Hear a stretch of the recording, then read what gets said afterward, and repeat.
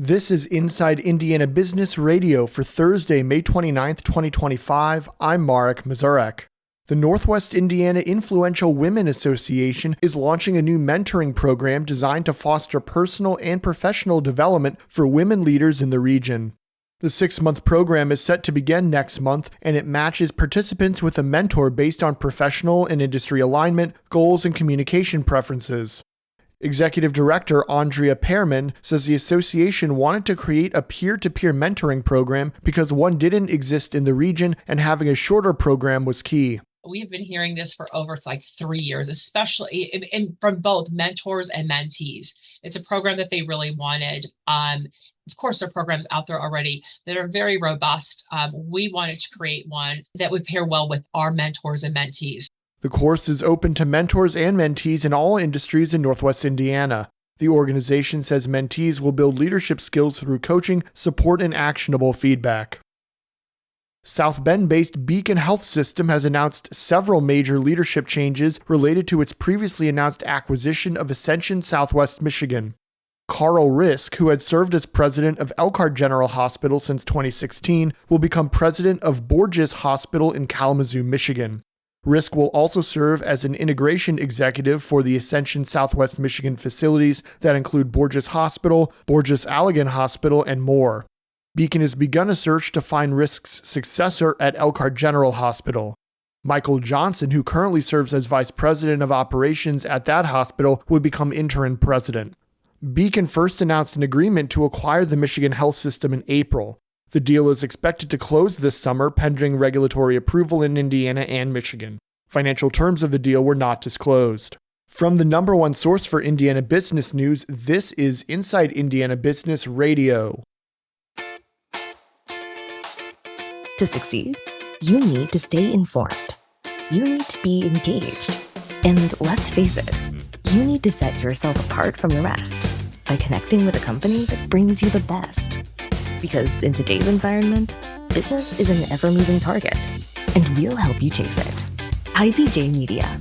The best of business is in us. Get started at ibjmedia.com/youngprofessional.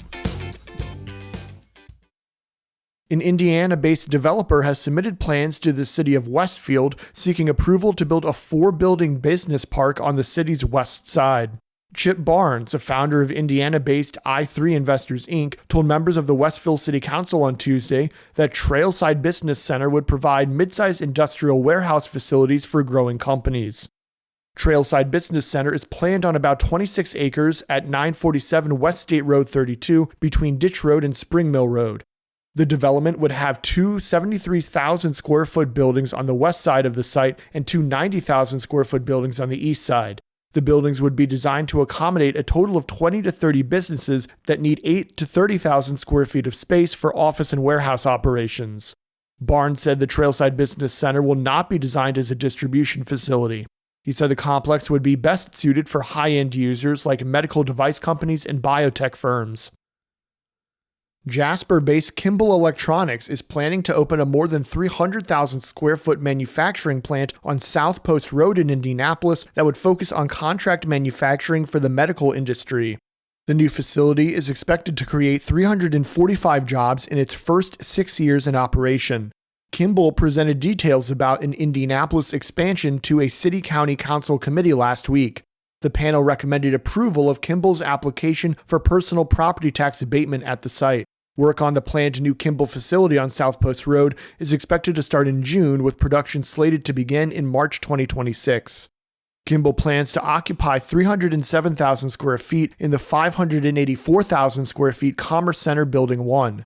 The company said it will sign a 10-year lease for the facility and plans investment of close to $30 million for new equipment.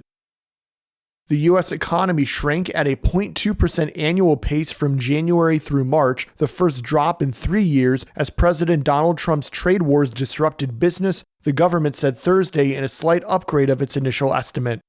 First quarter growth was brought down by a surge in imports as companies in the U.S. hurried to bring in foreign goods before the president imposed massive import taxes. The January to March drop in gross domestic product reversed a 2.4% gain in the fourth quarter of 2024. University of Southern Indiana President Stephen Bridges is this week's guest on the Business and Beyond podcast with Gary Dick, presented by PNC, a weekly conversation with high-profile Hoosiers in business, sports, entertainment, and beyond. Available now from your favorite podcast provider. I'm Marek Mazurek for Inside Indiana Business Radio On Demand.